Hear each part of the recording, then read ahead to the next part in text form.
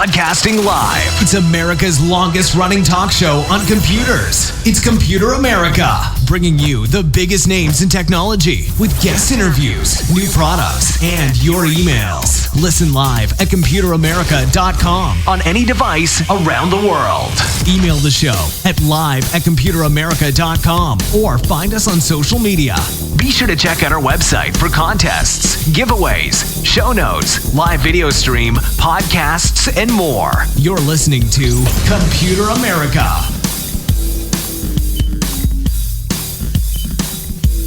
Hello and welcome back into the Computer America Show, everyone. We are the nation's longest running, nationally syndicated radio talk show on computers and technology. Everyone, welcome back into the program. Today on the show, we have the one, the only PopZara.com, Mr. Nathan Evans himself, where we will be talking about really just about everything, pop culture, current events, stuff like that. But if you head on over to PopZara.com, you, of course, see a lot of, honestly, just everything entertainment.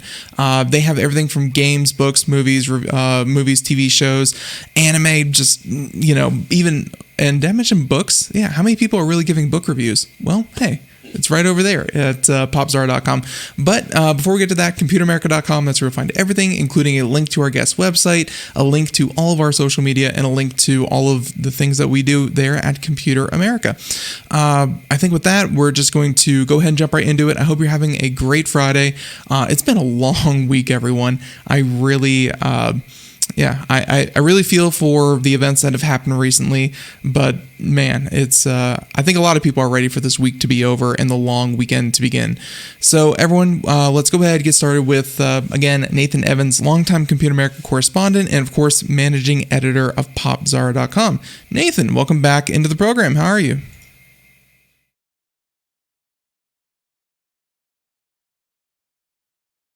Please do.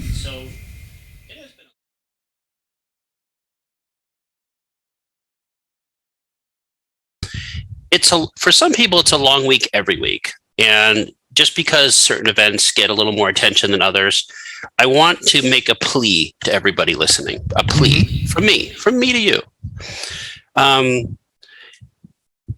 Just because someone cares to talk about your problems or doesn't care to talk about your problems doesn't mean you're not going through them.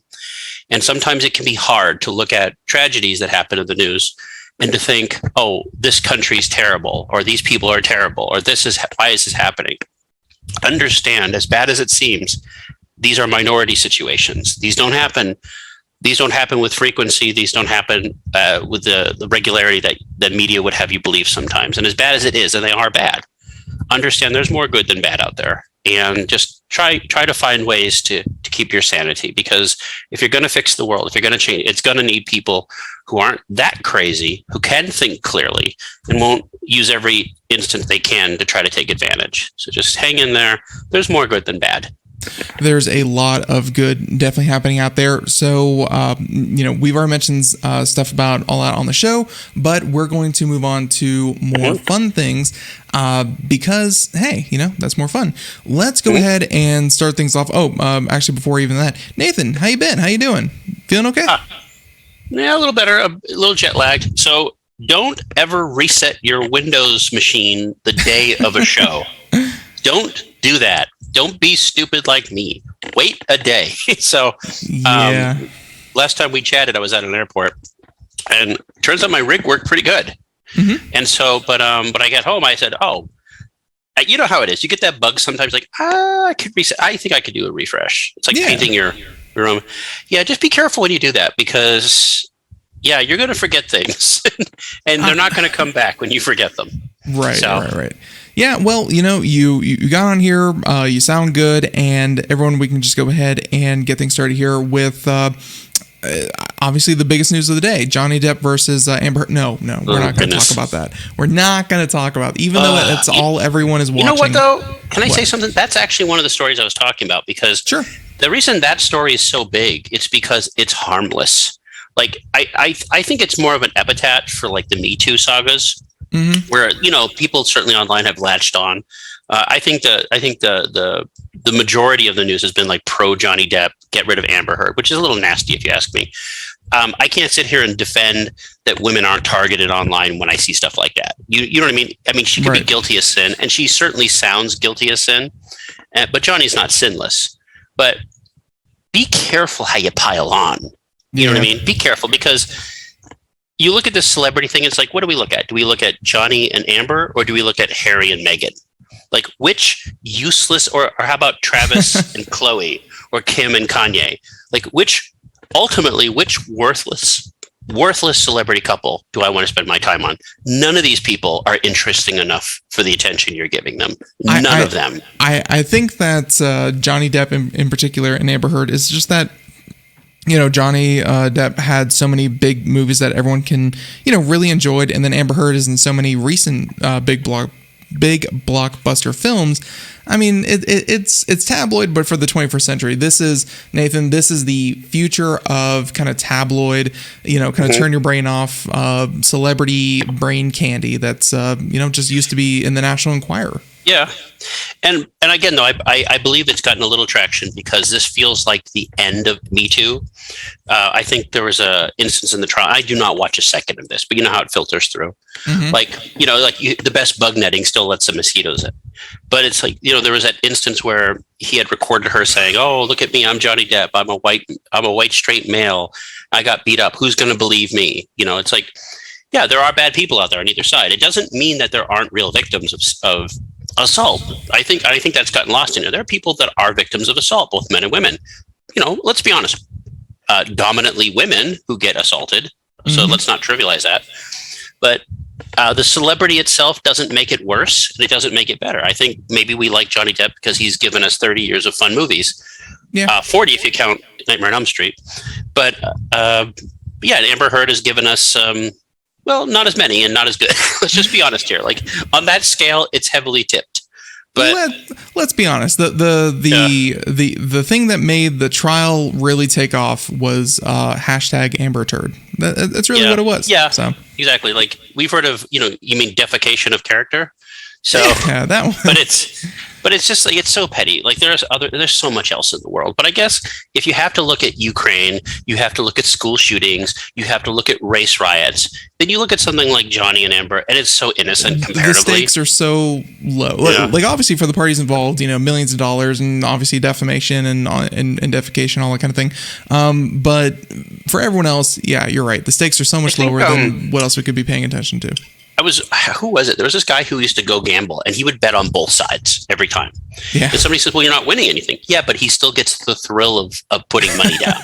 You know what I mean? He breaks even, and he gets the excitement of it. He breaks even, but he loses. So he breaks even, but he loses the 5% of the house, and he wins every time.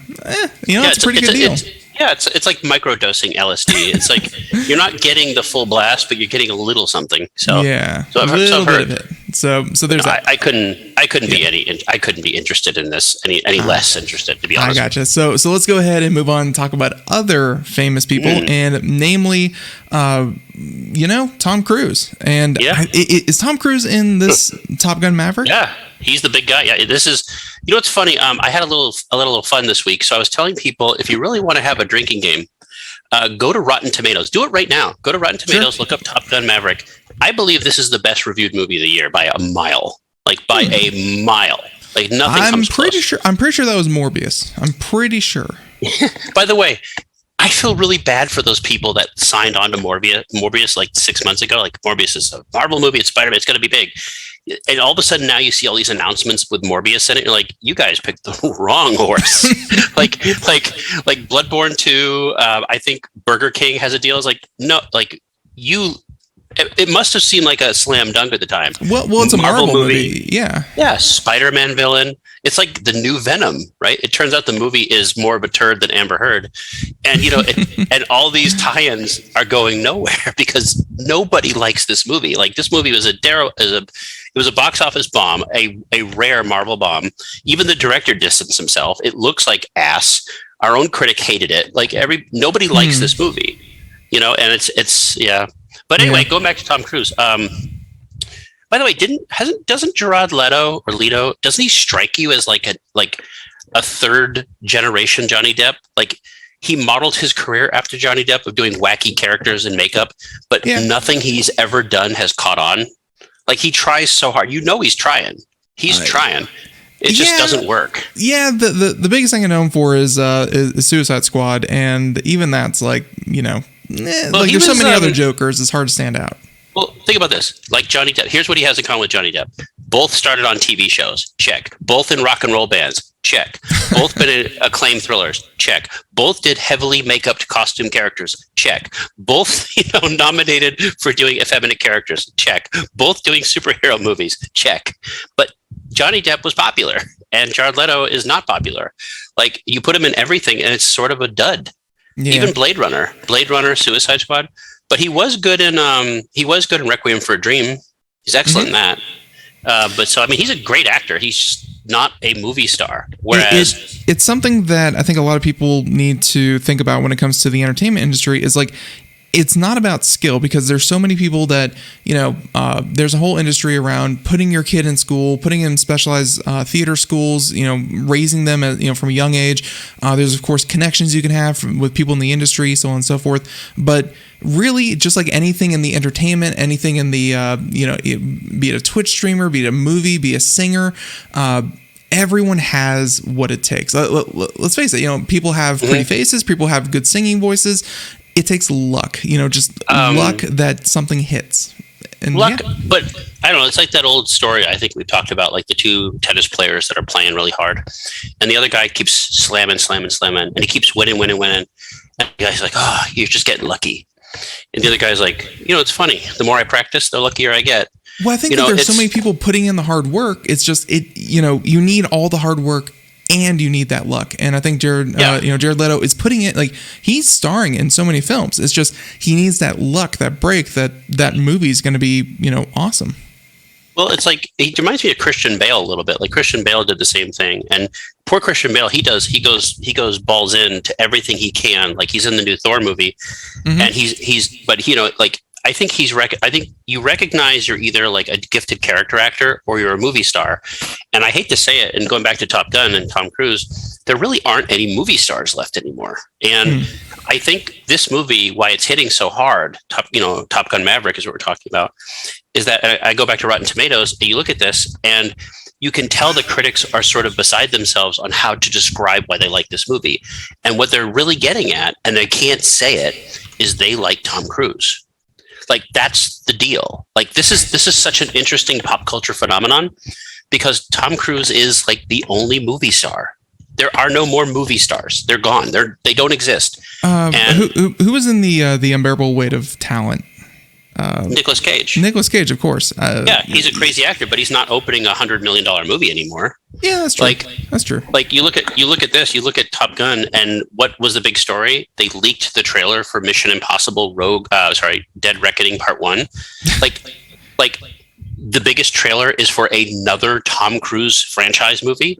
Yeah. Like, and I don't know if you remember or not, but 15 years ago, he was sort of cast out of Hollywood. He's like, oh, he's crazy. He jumps on a couch. He's a Scientologist. Paramount, they got rid of him because Mission Impossible 3 only earned like $500 million. And then something happened, and he just hung around. He did these low key sci-fi mid-budget movies. He stayed around, and he came back. And he's never really been gone. One where it kind of looped over and over again. What was that? I think that was the movie that changed everything. Edge of Tomorrow. Yeah, The Edge of Tomorrow really put him back in the forefront of like this guy's into action, and he makes action movies. Well, and I think that answers your question. I think it answers the question of the reviews, is that people are going to the movies. Oh, I'm not supposed to like Tom Cruise. I'm not supposed to like him. Look at him. He's arrogant. He dumped Katie, whatever her name was, and he jumps on couches. He's assigned. Oh, he's so weird. He's so weird. But yet the movies he makes are pretty good. Like, but I'm not supposed to like him. Culture tells me I'm not supposed to like this guy. But you look at it, and this is a guy that's been famous for 40 years. He, opens up like almost every movie he's ever made has made over 100 million, even the duds. He's never not been popular. And he doesn't do franchises, unless they're his own. Like, he did one Mummy movie, it didn't work. Yeah. And you forget, he was supposed to be Iron Man. He was the choice for Iron Man. I remember that. He turned it down. And there was a huge rumor that he was going to be in the Doctor Strange movie as Iron Man. Yeah, in the multiverse. Yeah, I thought that was going to happen. Wouldn't that be fun? Like that would have been a fun thing. Like he was in that Robert Downey Jr. movie, because remember, they were friends. And he was in the Tropic Thunder movie as under all that makeup as Les Grossman, the really gross agent dancing for Diet Coke. Tropic Thunder. Yep, that was really good. And then you look at Robert Downey Jr., who's a great actor too, but he's not a movie star. He can't open movies. Like his movies all bomb. Like there's no movie star anymore. And you look at these people and it's like, it's okay to like someone because they have a lot of charisma. They have something that makes them irresistible. I mean, you remember we talked about this in the 80s. It was all movie stars: Arnold Schwarzenegger, Sylvester Stallone, things like that. Harrison Ford. Pretty much everyone. Was it not The Incredibles, because that's the cartoon. What was it called? Where they just put all the action movie stars together in one movie. Expendables. The Expendables, yeah. Just everyone from that. Just the whole cast was from that, yeah. That was the gimmick. It was like these old, like they're, they have low wattage, but together. And you know what? Those movies were a huge hit. They were huge hits. They were. But no one's going to see an Arnold movie anymore for Arnold in it. It's not happening.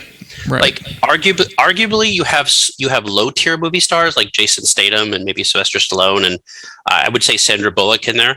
But for the most part, though, you don't have these high wattage movie stars that can get these projects made. And this movie, Top Gun, if you want to see it, you got to see it in the theater. It's not streaming anytime soon. Like it is aggressively a theatrical movie. And I forget who doing really well, like already. Yes, it did very well. And the big thing about it, going back to the reviews, read the reviews, and these reviewers are at a loss to describe it. Oh, this is great. This is wonderful. It's over the top.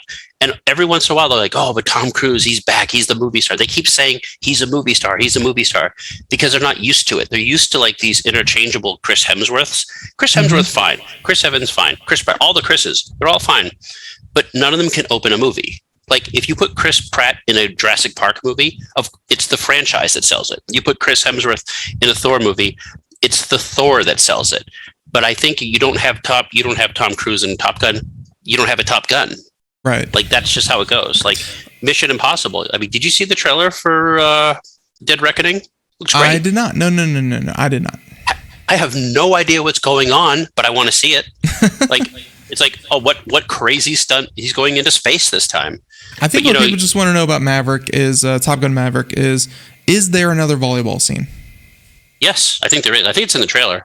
Yeah, there you go. Okay, we're good. But you look at this and it's like Mad Max. People are comparing this movie to Mad Max. Like they're saying very low CG, realistic stunts. And again, Cruise has sort of got himself a reputation for doing his own thing. Yeah, and he insures himself.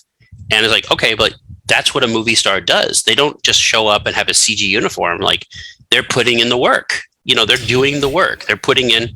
They want to make this movie entertaining. Where did Jackie Chan go? Where did he go?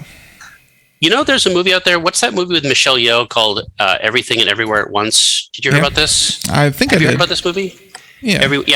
Everything, Everywhere, All at Once is. Everybody who's seen this movie calls it one of the best movies of the year. Michelle Yeoh's in it. I think Jackie Chan was supposed to be in that movie. It seems like a loss to me that he's not. Yeah. But Jackie's fun. I mean, I miss him in movies, but we don't have. But at one time he was technically the biggest movie star in the world. Yeah. But I mean, if Cruise is what we got, people have Top Gun. They like it. The movie looks good. I mean, you're going to see it, right? I mean, yep. IMAX. Hopefully, they got 6K IMAX cameras in there. I mean, it's like wow, like they're making they're making a theatrical movie that I need to see in the theater, and that's awesome. Like that's what I want. Honestly, I was, and I never really saw the original Top Gun movies, so just everyone can send their hate mail to popstar.com and find the email address there. But I'll be your wingman. Yeah, there you go. But no, I'll be your goose and all that kind of thing. But no, I like the Bob's Burger movie actually stuck out more to me. But I'm more. Oh yeah, Bob's Burgers is fun. Yeah. H. John Benjamin is by far my favorite voice actor and just comedian out there. He's great. He's fun. And what's funny about him, he does nothing to hide his voice. It's the same voice on everything. Yes. Everything. Just ever since Home Movies, I've just been a huge fan of his. So, but I gotta say, and let's just kind of wrap up movies here just a little bit in saying that Multiverse of Madness came out like 2 or 3 weeks ago. Now we have Top Gun, and this thing's crushing the box office. I think it's safe to say that movie theaters survived. Like that. That's safe to say, right?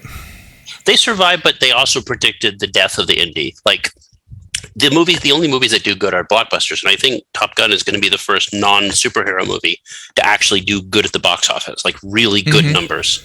They're saying it's going to open between 150 and 200. Like 200 is not out of the possibility, which is nuts. They said that they were expecting 80 to 100, but now they're looking at maybe topping 140, which was the best Memorial Day weekend ever. So yeah, maybe. And for Cruise, it's like the best opening he's ever had. Yep. But no, I mean, these are movies that are designed to be theatrical. Like you have the Spider-Mans and everything, but those are planned for streaming and those are part of a universe. I mean, we've talked about this for 2 years. I thought movie theaters will survive if you give people a reason to see them. Right. Like you go see this movie, you're going to, like I said, you're going to be seeing an IMAX special. Like this was designed to thrill you. And that's what you need. You need to remember that there's something special about theaters. There really is. And it's not about watching it on your phone. I mean, you can watch it on your phone if the movie's good, but you want to be entertained. You want them to wine and dine you. You want them to treat you like a king or a queen. Right. And that's fine. And there's nothing wrong with that. I mean, earn my $20. I have been into a few theaters in the past couple of months, and I gotta say, a lot of them did get better seats. They recline now. Mm-hmm. There's better snack offerings. Movie theaters are fun again, and pre-pandemic they were all sticky. They were gross. They were dark. It was whatever. Movie theaters nowadays are pretty nice. I will say this though, one more thing about movie theaters I'll get on is that you're starting to see like a hollowing of the middle, like documentaries are going out a little bit, indie movies that like I told you, there was a movie that came out last year, one of my favorite movies of last year, Pig with Nicolas Cage. Yeah. That movie should have been on streaming. That movie was never going to do good in the box office. It would have been a streaming huge hit.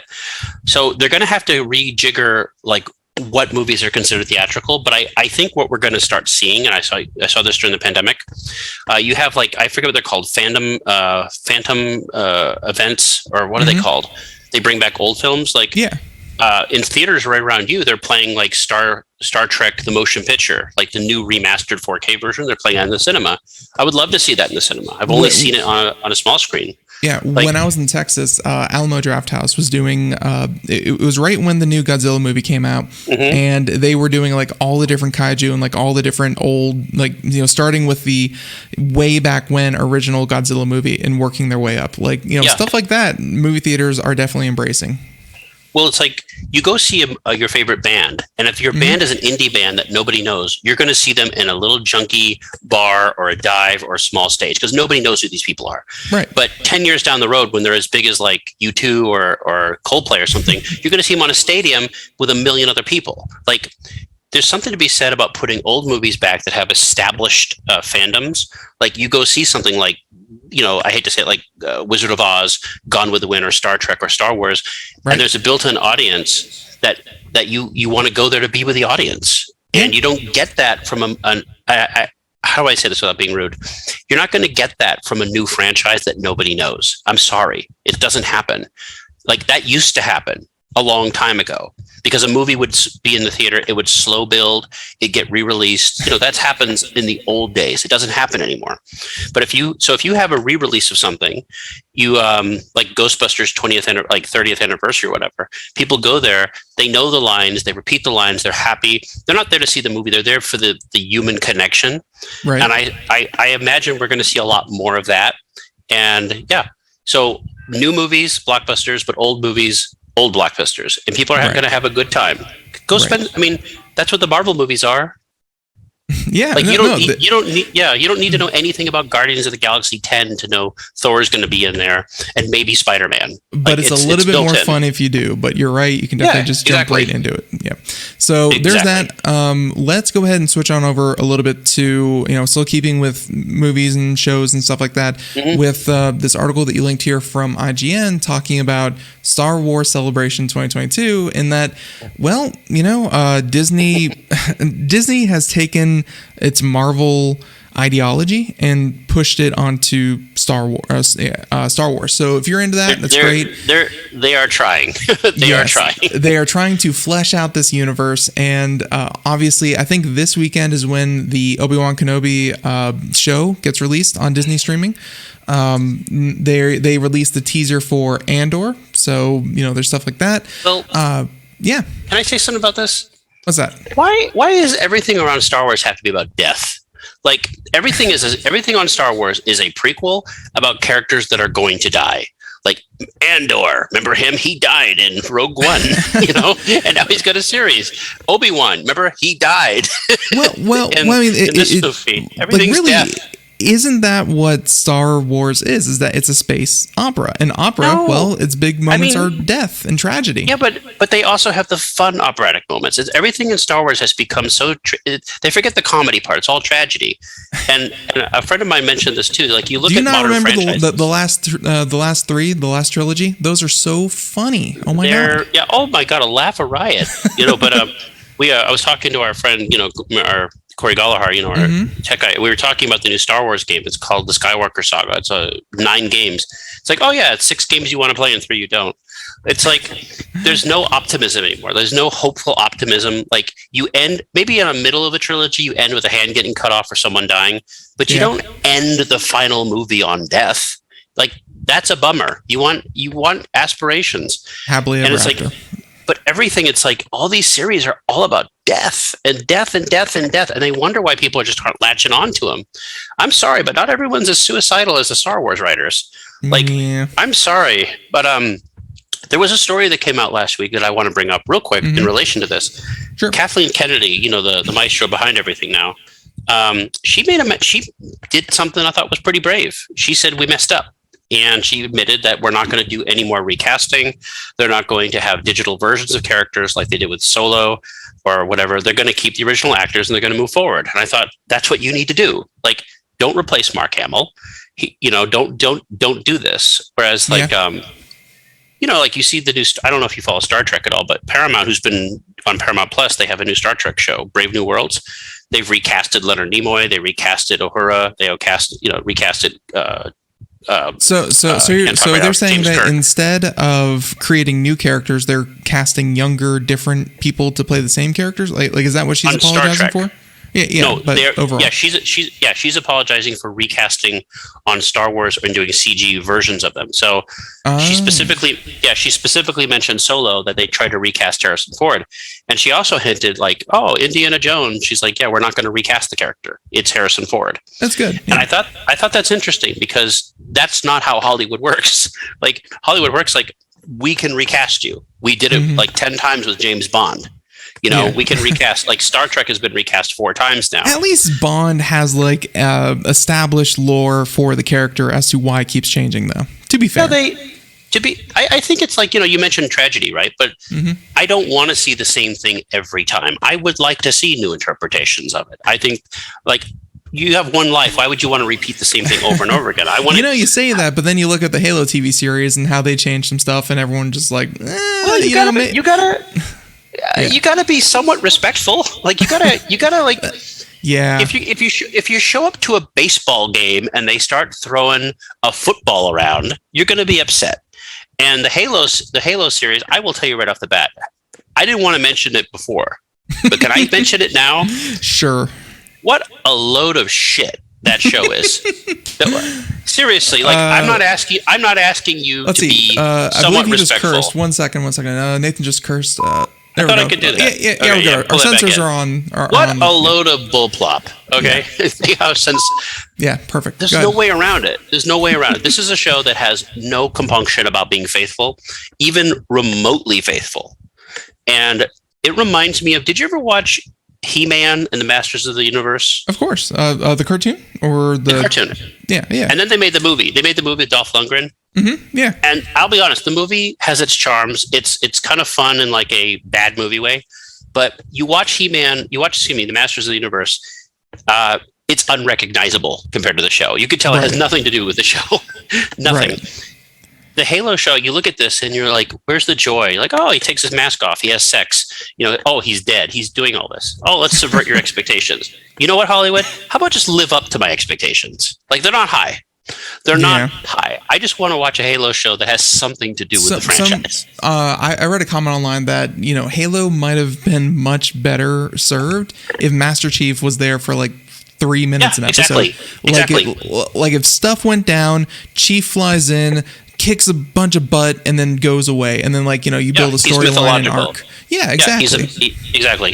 That's the only way it works, because unless you are Master Chief under those parameters, you cannot do a show like that. You can't. Yeah. You can't do it. Sorry, it doesn't work. And but they tried to make a character. They tried to make a human, even though Master Chief is very notorious for just like not even having a face. And yeah, so.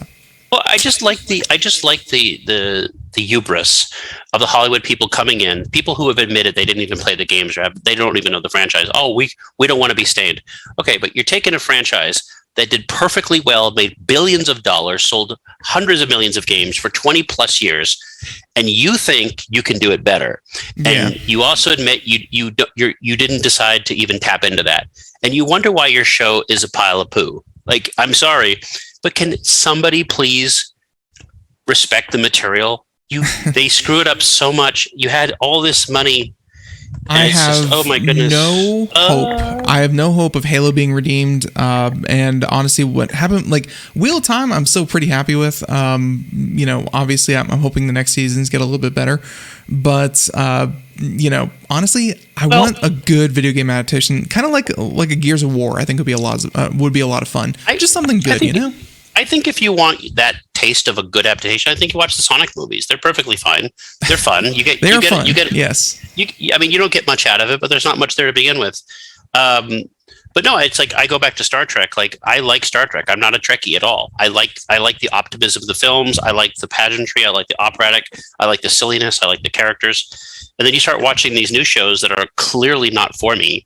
Like, they're rated R. They swear. They mutilate the characters. There's literally rape in the shows. And it's like, I get you think you have to be edgy, but this is not your sandbox. This is a sandbox you've been hired to play in. At least show some respect for the creators.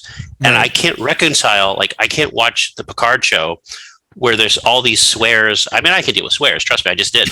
But that's not the universe that I want. I want Picard being this. He doesn't have to be that character all the time, but it's so rough and it's so insulting. And of course, there's death. They have to kill Picard. Spoiler. They kill Master Chief. Spoiler. They kill Han Solo. Spoiler. They kill all the characters. Spoiler. Because all these writers think that to be trendy and aggressive, they have to kill characters you like. I did this bullcrap when I was in my teens. They killed Optimus Prime. It didn't work. They brought his ass back because none of the stuff you're replacing it with is interesting. It's boring because you make your own franchise. Just make your own, but you can't. I did hear about that about Star Trek, but Star Trek is this weird thing where I can't even count how many new series there have been in the past 30 years, and none of them have been the next Voyager. They've never been the next Enterprise. They've never been the next next generation. It's hard for that to catch on. I don't know. Well, not because they don't get it. Like, you have someone like Seth MacFarlane, who I'm not the biggest fan of, but he made his own derivative Star Trek show. It's called The Orville, and that show is more Star Trek than Star Trek. That's crazy. That's because it honored the source. It honored the idea of the original. I got one more expression. Like when they were making Superman, and they had to make Superman dark and breaking necks, and he's got to be mean and scowl, and he can't be happy and saving kittens. And well, why can't you just make him a Boy Scout? People would not accept the character if he was a Boy Scout. That he needs to be dark. And then I watched Marvel with Captain America, and the character is literally telling people to watch their language. Right? He's a Boy Scout, and he's popular. I definitely enjoyed the little video cameo at the end where he's like, "So you're in detention," or so you're having trouble in school, or whatever. And exactly. Literal Boy Scout. That's what Marvel's doing. They're literally doing a victory lap over Superman because people want this stuff. They want the dork. They want the Boy Scout. They want optimism. They want something fun. And this generation of writers, they're so depressed because I think they're depressed in real life. They don't understand optimism. They don't understand this is movie magic. Master Chief doesn't need to take his helmet off. He didn't take his damn helmet off for 20 years. We lived with it. You know, the Mandalorian lasted longer than Chief did. Yeah, exactly. You know, watch Dredd. Like, there's all these examples of it. It's fun, and you get it. Have some confidence in your audience. They will come with you if the writing's good. They will accept it. You know, they will come with you. They will make the journey. Right? It's like you know, I go back to Star Trek. I go back to the 1960s when Leonard Nimoy had to wear the evil Spock. You know, he wore the Spock ears. People thought it looked ridiculous. Can you imagine the character without the Spock ears now? It's like they will love those things if the writing's good. If the writing's good, they will go to the ends of the universe with you. Make it hopeful, optimistic Superman, and people will break box office records. They will soar. But, you know, whatever. What do I know? Yep. So we are going to go ahead and transition away from Star Wars. You know, hey, everyone should have everyone should, maybe not Nathan. Everyone should have a 3-day weekend. Are we still on this though? By the way, are we still on the Disney thing? Real quick. One more comment. Yeah, I got one more comment. Two things. They showed a picture of Indiana Jones. I'm optimistic. They showed a trailer for Willow. Did you see this? I'm about to look up Indiana Jones. What are you talking about? That same story you were just on. That same thing you were just on. Yeah, that same page. If you scroll down. Go down. Look at that right there. That's it. Yeah, that's Harrison Ford. That's Harrison Ford. What is he doing? I mean, he's walking with a he's got a flashlight. Well, he's 79 years old. Bridge. 79. Jeez. But James Mangold. Let the guy sit down. What the heck? Oh man, he's like. I mean, would you accept another one? No, you want to see Harrison Ford one last time. Well, but, you know, after the fridge incident, we'll see. Yeah, we'll see. So look at that Willow. Yeah, right. The Willow show. Yeah, Willow. You know, honestly, I had never seen Willow, and then my fiance, she said that she loved it, and Warwick, and you know, just and just what it was. A lot of people love this, and I unfortunately never really got into it, but I know a lot of people were just craving more Willow. This was Lucas trying to make a second Star Wars, and he loves Warwick Davis. Warwick Davis was only 15 when he made the movie. You know that? He was still a kid. Yeah. You know, he was Wicked, and it never really caught on as much as Star Wars, but it's Star Wars. It's just Star Wars and fantasy. It's the exact same thing. Ron Howard did it. Val Kilmer's in it as Mad Mardigan. Mm-hmm. He's in Top Gun Maverick. I don't know how, but he's in there. And this one, I don't know. I mean, I'm optimistic, but honestly, I love Willow. Cheesiness aside, all the weird stuff, I love Willow. I love the movie Willow. I'm so happy that Warwick Davis has a franchise again because he deserves it. You know, the series does not look low, like not low budget, but like it looks like they play to the strengths of fantasy. You know, things are weird. Yeah. They don't look realistic, but in like a fun way. You know. The movie was fun. The movie, it had stop motion fun. It had a sorceress villain. It had shape shifting warriors. Willow Ufgood. What is it? I just said his name. Val Kilmer was basically the Han Solo character. Right. It was magic, mystery, good soundtrack. I mean, it was a Lucas film. That's what you expected from Lucas, right? That's what you expected. It just didn't really catch on. And that's really sad. But I mean, how many Willow movies has there been in 40 years? One. So I mean, I'll take a series. I'll see it through. It looks fun. It looks fun. Very, very cool. And that's does Disney own that, or is that just coming to theaters? Yeah. Well, that's part of that's coming to Disney Plus. It's gotcha. It's all Lucasfilm. Yep. Okay, there you go. Disney Plus, like they obviously Disney's putting out more and more, you know, things for the theater with all the Marvel stuff and whatever. But man, they are like they feel like what Netflix was a couple of years ago when they really started investing in, you know, kind of big budget productions. Disney Plus seems to be the best streaming service right now. I mean, it all depends on the quality of the thing. I mean, people poo-poo on Netflix because they don't have like so many series, but then you get like the Love and Rock. What's it called again? The animated series on Netflix, the Love and Rockets, or whatever. The animated things, or you have like the House. Like, I mean, if you're into Star Wars and Marvel, then certainly. But like, I'll tell you one thing on Disney Plus. You need to watch the new Chip and Dale's movie. Have you seen that? I want to see that. Just because John Mulaney is a very, very funny man. What's the company that makes that film? They do all those skits. They did Dick in the Box. They did Pop Stars, Never Stopping. Lonely Island. Lonely Island, yeah. Yeah. Like it's surprisingly risque for Disney for a property like that. It's actually a lot of fun. Like there's a scene in the film. No spoilers. There's a scene where they get kidnapped. Spoilers, and they get out and they like, oh, we're in the valley, the uncanny valley, and it's this whole valley where. It's also where they're mocking like the bad CG from the early 2000s that look real but fake. Yeah, and they're mocking everything. It mixes live action with hand drawn, with CG, with stop motion animation kind of thing. Yeah. But for the first time since Roger Rabbit, I was impressed. Mm-hmm. Like it really does. It looks solid. It's a lot of fun to look at, and it's. I mean, the movie itself is okay. It's funny.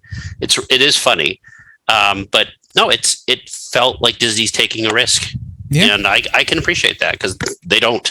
So there you go. So okay, all that streaming, movies, TV shows, that kind of thing. We're gonna move on a little bit because, good Lord, we have about 20 minutes left, and then we're gonna start kind of wrapping up. So we're gonna move on to other topics of the day, and you have some fairly mundane ones that we can kind of run right through. I'm assuming things like Google Drive now has scraping keyboard. The barrel.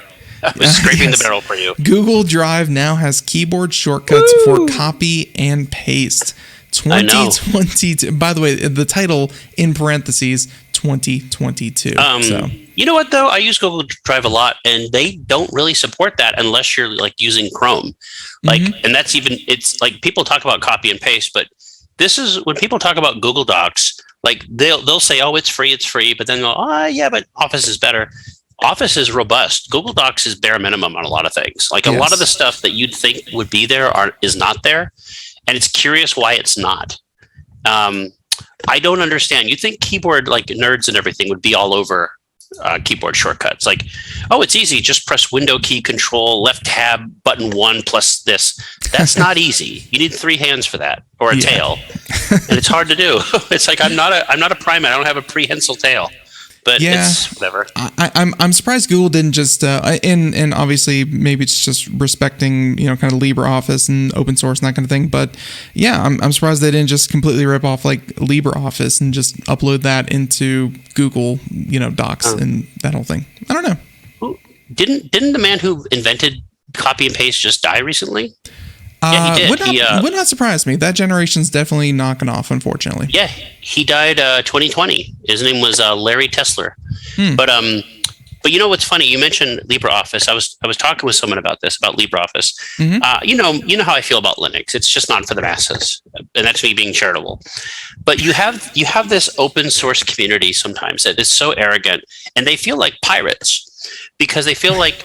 They're so stubborn. I don't want Windows. I want Linux. I don't want Office. I want OpenOffice. And then OpenOffice devolves into LibreOffice. I don't want Photoshop. I want GIMP. You want bad versions of things you don't want to pay for. That's what you want.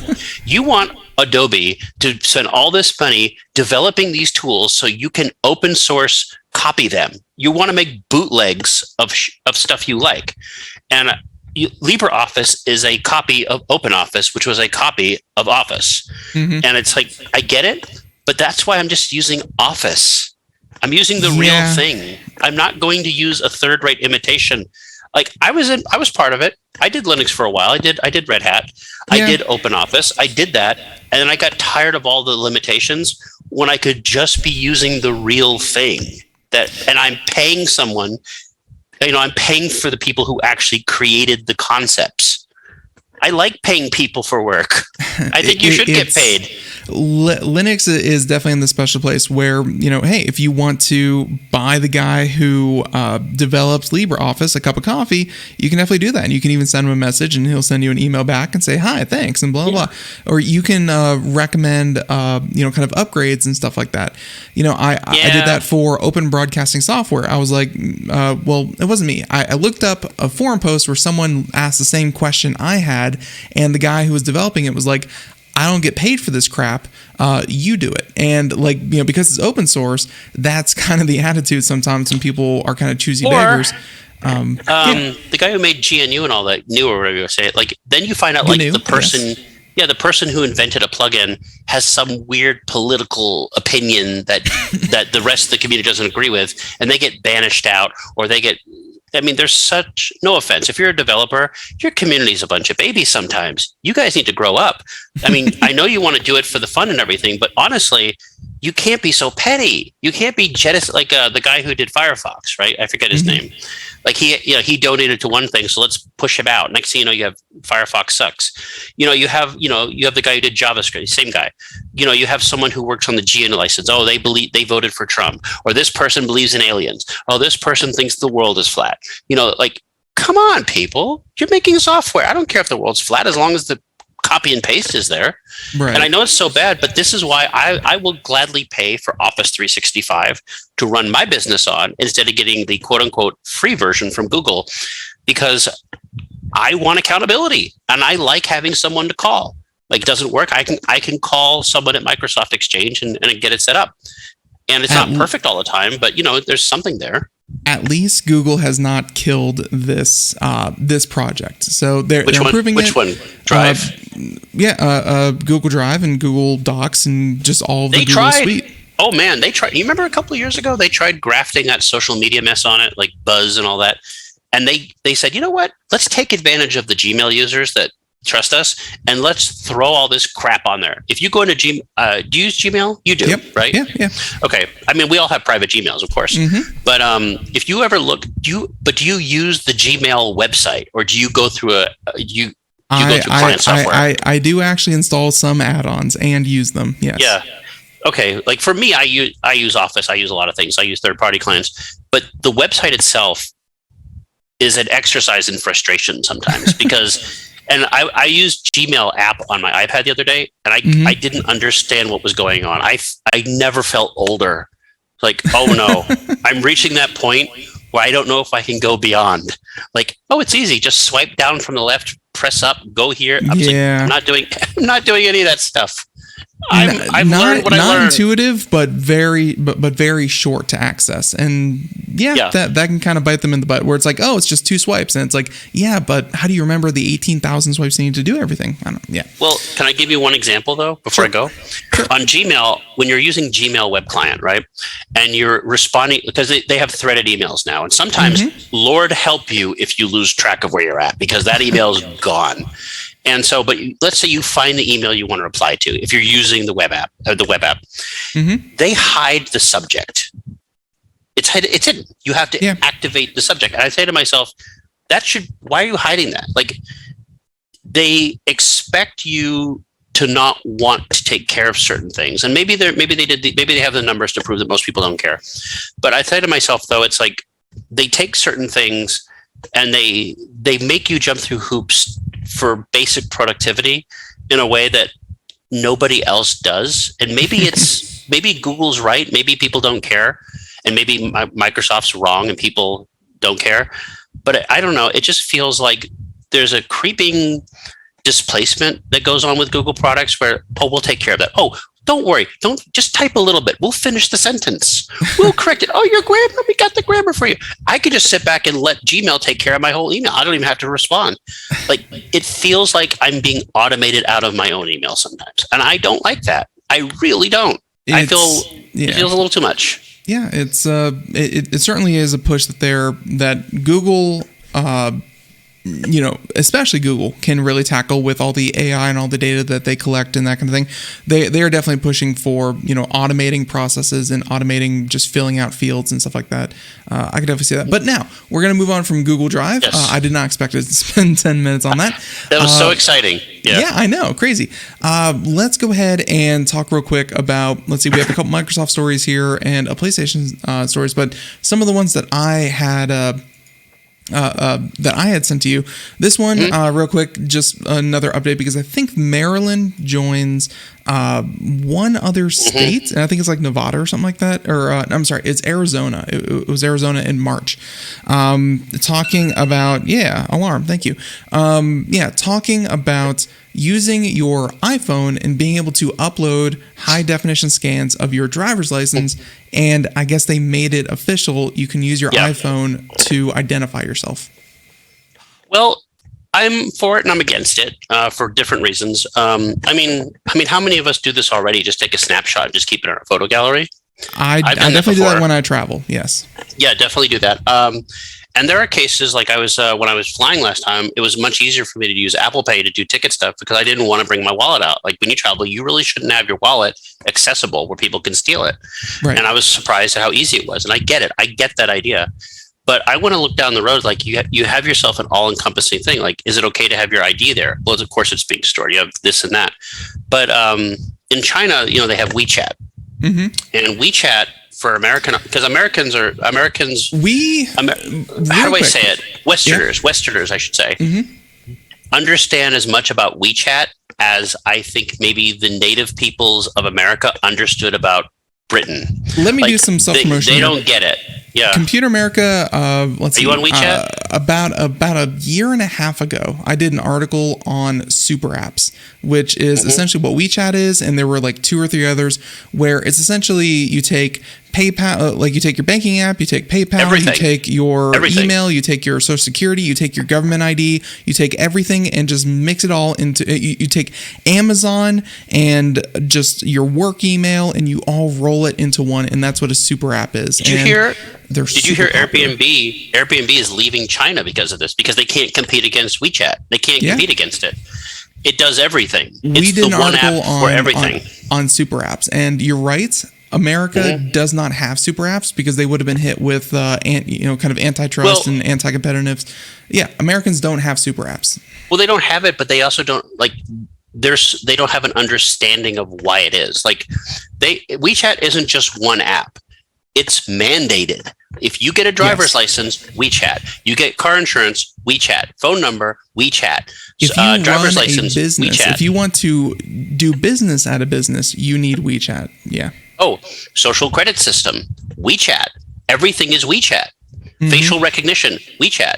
It's mandated. It's literally government controlled. Like it's literally the utopia what socialists have been talking about. It's all mandated. And if you, then God forbid, you step out of line, WeChat, it's all there. So in some ways, I look at this and I say to myself, well, this might be inching towards that. But I thought to myself, well, Apple's still a private company. And for all the problems they have, they're pretty damn good on privacy. Yes. They are good. And I do have Apple Pay. I have an Apple Card that I got. And I got to tell you, do you have Apple Card? Craig does. I'm watching use it all the time.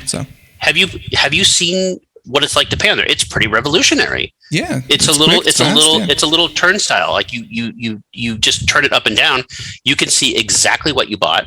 You see exactly what the interest rate was. You say, if I pay this much money, then I'm only paying this much interest. It is so transparent. It is the most transparent thing I've ever seen. Like your Capital One, your Credit One, whatever, primitive compared to Apple Pay. It really is. I remember when Apple, Tim Cook was talking about Apple Pay, and that was like the moment where Apple stock went from like a pretty good stock to have to like the must-have stock, and it jettisoned them to $1 trillion is because everyone saw what Apple was doing. It was like, Apple is going to revolutionize finance. And I think that they have definitely done, even though they still partner with, I think they still partner with like Visa or MasterCard. It's Goldman Sachs for their own card. Goldman Sachs, but they are doing new things in finance, and it's really impressive. It's transparent in a way that I'm not expecting. But you put your driver's license in there, so I mean it's all within Apple's encrypted app. So I can see this. But of course, Google will eventually get this, and it won't be as robust. You know this, and then people will do this. And then what's going to happen with identity theft? I mean, this is a thing you take. When I see this, Ben, I say to myself, well, this makes sense to me. A driver's license, a state ID, going through a private company for that, as opposed to just putting a piece of plastic in a piece of leather in your wallet. I mean, is it really more secure? I mean, can spoofing not help you? It's like your social security number. You know, that number that you can never change and is just a simple 9 digits. It's just 9 digits. It's not even laminated. But then I say to myself, well, what's next? And I say, where did this go? And I'm not really interested in the ID. But I am interested in, like, for example, medical history cards. Like, I'm interested in that because Apple, again, is ahead of the game on this. They've done much more than anybody else regarding this, thanks to Apple Watch and health. Why is it that when I go to a doctor, and you know exactly what I'm talking about, I have to sign 20 pieces of paper every time when they're already connected to my chart? They don't bother reading it. I have to fill out paper. Like, why can't there just be a digital signature that allows this information to be transferred? And then I asked the doctor, what can I do? And they say, well, you can fax it to us. Yep. Fax? What decade is this? Like, you have all this crap, you have all these systems, and my phone can do a better job. Like, it's called email. Let me text you. Yeah. I don't have a fax machine at my house. And then I look at this and I say, like, this has all the components of solving so much wrong in the medical system. If you can trust your driver's license and your credit card to this app, you can trust your medical history. And we saw this pop up with the COVID vaccination cards, and everyone got scared, and rightfully so, because they were all third parties. One in Boston, it was run by the city. Like, no, we don't want Boston running it. They can't even run a Metro card. I'm talking about, if you're going to have it, partner with a third-party company that knows what they're doing and solve the problem. And maybe driver's license are the way to go. Maybe it's the start. And I was just talking about this before the show, but Apple's end game is that, right now, I think most people, you grab your keys, you grab your wallet, you grab your cell phone. Like, those three things are, kind of what you do when you walk out the door. Apple wants to make it so that you only grab your phone. You leave your wallet at home. You leave, because you can pay, you can identify yourself, you can do all your loyalty apps, you can do all that thing from your phone.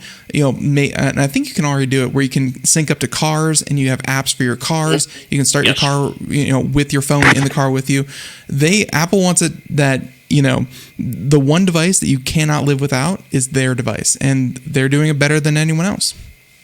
Well, I've taken just snapshots of my what do you call it? My car insurance, just on a photo. No, just a snapshot, and my DMV accepts that as proof of insurance. But did you know you can actually put I don't know if you have Progressive, Geico, I don't know who you have, but you can put that in your Apple Wallet right now as a card. Yeah, I have that. Yeah, it's all there, and honestly, I'm sorry, but it's like I say to myself, oh, that's whatever, but it's pretty useful. Like, it's actually useful.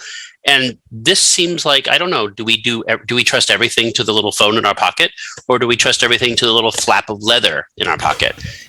And I'm starting to think that maybe it might be time to start utilizing the services we have to make our lives better.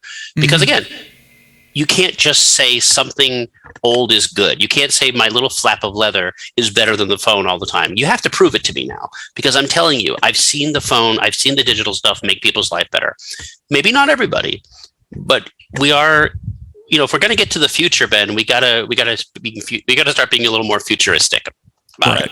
Yeah. And I don't know. I mean, and I don't think it's going to be WeChat. Like, I don't think this is a stepping stone to WeChat, but I'm just saying it. But that's why people are afraid, by the way. That's the hesitancy, is because of that. But Apple has to jump through so many hoops, and the fact that the states still run this, the fact that the local governments still run this, it's not like Apple saying we're going to take this on us. The states have to comply to Apple's rules. No, Apple has to jump through the million hoops to get this working. And hey, looks like they did for 2 states now. Can I just say one more thing and I'll be done? Sure. I think the part that people are hesitant, though, is what happens when everything is consolidated. Like, your phone has an Amber Alert when it goes off. Burp, burp. What happens if you become on the no-fly list and all of a sudden Apple requires to tap into like a national registry? Let's say you're wanted. All of a sudden you're at the airport and you show your card. This person has a warrant out for them. Or, I hate to say it, bring up tragedy, but what happens if you're going to buy a gun and all of a sudden there's a flag on your ID? Like, these things can help you. Like, if you're a bad guy, you'd be against that. But if you're a law-abiding citizen, you'd want to know if someone's using your ID or not. Like, there's a lot of interesting stuff we can do here, I think, that can help resolve these existing issues that we're not talking about. We're not talking about any of this stuff. And I really wish we would. And I don't think it's a matter of just taking a snapshot of your driver's license. How can we use this to make our lives more efficient and better? Not necessarily bad, just better. So, Nathan, we have the story here that I wanted to talk about. It was a Dune and this DAO and this whole crypto Web3 kind of thing. And it's just, it's hilarious. It is by far my favorite story of 2022. And this is just like a little bit of an update, but unfortunately, Nathan, I just don't think we have the time. So I'm going to leave. Go ahead. I will say this though. This story you mentioned actually mentioned that animated show I mentioned on about Netflix that I forgot the name of, Love, Death, and Rockets. He's involved in this story. It's crazy. Yeah, it's and for everyone out there, I'll include it in the show links just because I think it's so much fun. Essentially, this collective bought raised $1 million in cryptocurrency, distributed tokens based on how much money you gave them, and they collectively bought a storyboard. They called it like the Dune Bible from like an unreleased Dune movie, and it's like a storyboard. There were colors, and the original guy did it back in like the 70s or 80s, whatever it was. They bought this thing, Nathan, thinking that they could create movies, TV shows, artwork, video games. They were gonna launch just this whole thing, and they never really realized that just because you buy this book doesn't mean you buy the rights to Dune. So they're a little up Schitt's Creek because a Dune movie just came out and they can't do anything with this thing. Pretty good Dune movie too, by the way. I liked it. Yeah, it's surprising. That's the biggest shock. No, I thought you were going to talk about like the Seth Green story where his NFT was stolen and he can't make the show now. Like he was going to make a show about, the Bored Ape Yacht Club, that big scam, that scam thing. I believe every stolen NFT is a lie. I think they're all traded between each other and no one ever really gets anything stolen. I think they steal it from themselves and they make headlines and that's it. Honestly, I'll say this. You and I agree with this. I think the art world's like this. I think people who pay like $50 million for a painting, there's some money laundering going on there. That's how to legally do it. And NFTs are just another version of this. I'm not going to invest in NFTs because I'm not stupid. I'm not going to invest in this, but I will, like you, what will your Twitter profile picture be? My Twitter profile will be a picture of the back of my head that cost me nothing to make. Nobody wants to buy. If you want to buy the picture of the back of my head and pay me, I will sell it to you. But I will make another one of another picture of the back of my head. As long as you mint it on the blockchain. Yeah, see, it's just an Excel spreadsheet. That's all it is. It's an Excel spreadsheet. But it's fun to watch. It's fun to watch because you feel, like I said, I told you before, I think NFTs are basically like the commemorative plates they used to sell on TV. Like, collect your commemorative plate and hang it on your wall. It's going to be worth money someday. We promise. No, it's not. No, it's not. What we have been associating here on the show is, I don't know if you remember, a couple of decades ago, like maybe in the 90s, it was a thing where you could buy stars. You can name stars after people. Yeah. And it turns out no one really recognizes anyone else's database of names and star correlations, You pay this company $30 and they'll send you a certificate saying this star is yours, but no one really cares that company gave you a certificate. Same thing with the NFTs. No one cares that, hey, that NFT exists because, no one cares. A couple of years ago, there was a story about how to go back to Tom Cruise, that Tom Cruise bought part of the moon. Like he invested in this thing for he bought himself an acre on the moon, huh? Yeah, but there was this book series, a book a long time ago, like 30 years ago, called You're Terrific or something, or People That Matter. And to get in the book, you had to pay. And then they'd send you a copy of the book and you say, oh, my name's in a book. You paid for it. That's why it's in there. There's always ways to scam. Yeah. And part of me is I kind of wish I was in on it, from that end. But I'm not a horrible person. I'm not trying to sell people snake oil. Everyone thinks that they can, and I feel like that's how a lot of these stories about people that actually do lose real USD for these NFTs and stuff is that they think they can get in on the other side. Not really. Me. That's not how that works. No, I got an angle. I can do it. Yeah, you're like every gambler. No, I got an inside trade. The horse is gonna You're a gambler. Turns out Elon Musk will not double your Bitcoin. If you send him 1.5 Bitcoin to his wallet, he will not send you back 3 Bitcoin. That's not how that works. Elon Musk is having a lot of fun doing this. We could have a whole show dedicated to just Elon. What a change he's made. I've come around on him, but I'm going to leave you with this question. I'm going to leave you with this rhetorical question. Mm-hmm. Is he a troll? And he is the biggest. He is a self-admitted shit poster. Yeah. I don't know what to think anymore. I don't know what to think with him. I think he's entertaining though, but I don't know if I'd invest in him. So yeah, well, ever since he got in trouble for saying that what was it, funding secured $420 or $420, and then this time it's like Twitter funding secured $54.20. I was like, yeah, this guy's stupid. The last thing we're going to talk about real quick, and that's just because I know certain people of our audience would really like this because they really love the game, Horizon Zero Dawn Netflix series possibility. Maybe. Well, had Halo not existed, maybe a little more happy. But yeah, Sony's getting into this. Sony's expanding their franchises. Of course, Horizon Zero Dawn is now a PC game as well. God of War. Did you see they announced the God of War one as well? So yeah. I think Netflix is getting God of War, which I think is fine. It all depends if the show's good. I think the one we're going to look for, excuse me, is to see how the HBO version of The Last of Us turns out with Pedro Pascal. Yeah. And everything. Again, on paper, it doesn't seem to resemble the show very much. Like the characters are all changed. That doesn't matter to me. Is the show good? I don't care. Is the show good? So I mean, I think streaming is an especially good place to kind of do this thing. I actually loved Arcane. That was a very I haven't good watched it, but I heard series. Great things. I heard great things about it. For a video game franchise that is a ripoff of another video game franchise, which is created in the subset of like a custom game, it's come a long way, and it has some pretty good characters and some pretty good moments. So I'm hopeful for that. I'll say this: you could make Pong an epic miniseries. It doesn't matter. Like that's the one thing I want to say. Where is the new murder noir Pac-Man movie we've all been craving? We need that. You could, what though? But again, it doesn't matter. Like they made a Chip and Dale movie that has nothing to do with the cartoon show. It's completely out of genre. It doesn't matter what the concept is. It doesn't matter what the idea is. If the execution's right, people will watch it. That's the trick. Everybody, this sounds like a good idea. Yeah, it sounds like a good idea. Don't mess it up, which you will mess it up. Like I don't know how they're going to make Twisted Metal a show. Yeah. I mean, Metal Gear Solid is basically a movie anyway. Like, I don't know. Just make it work. Weird. Just make it work. I was just talking about Twisted Metal the day before, and wow, they're actually going to make that, huh? That's crazy. Yeah. Then I saw Anthony Mackie. Is like, oh crap. Like, yeah. Like the only thing I can say about it real quick is Horizon Zero Dawn and the fact that the guy that made Chappie is behind it.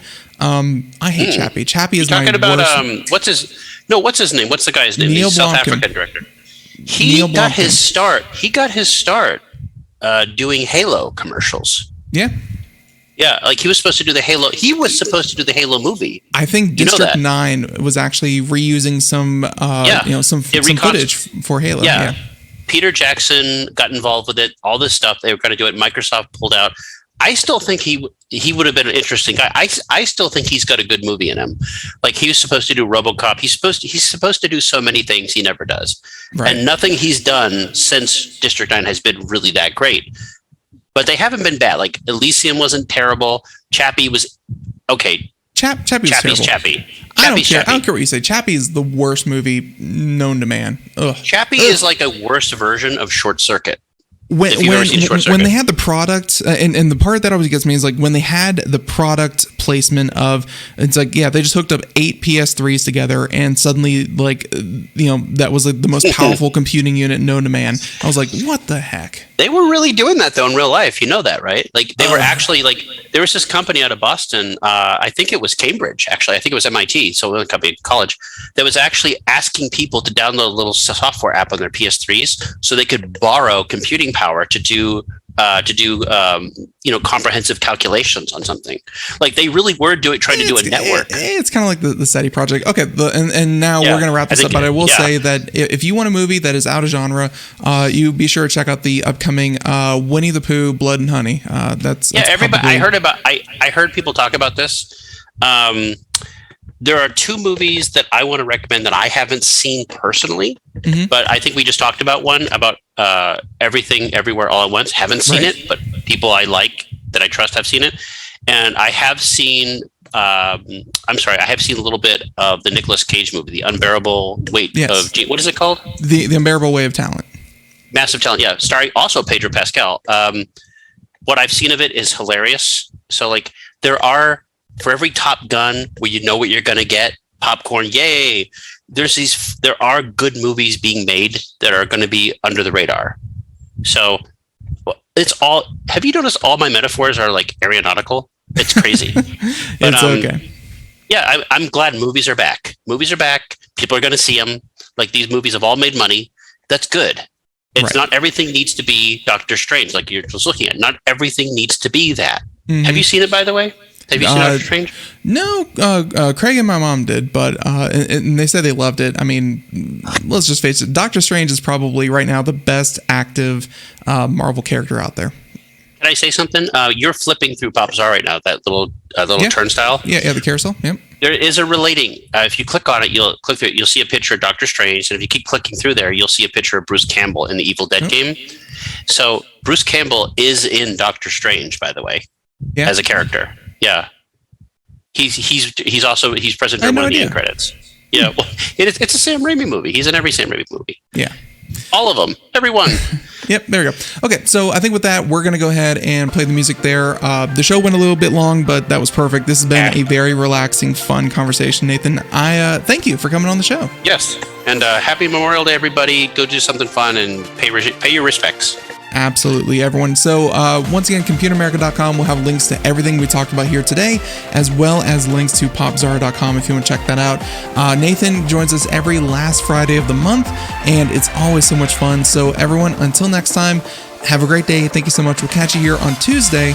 Have a good one, everyone. Bye-bye. Bye-bye.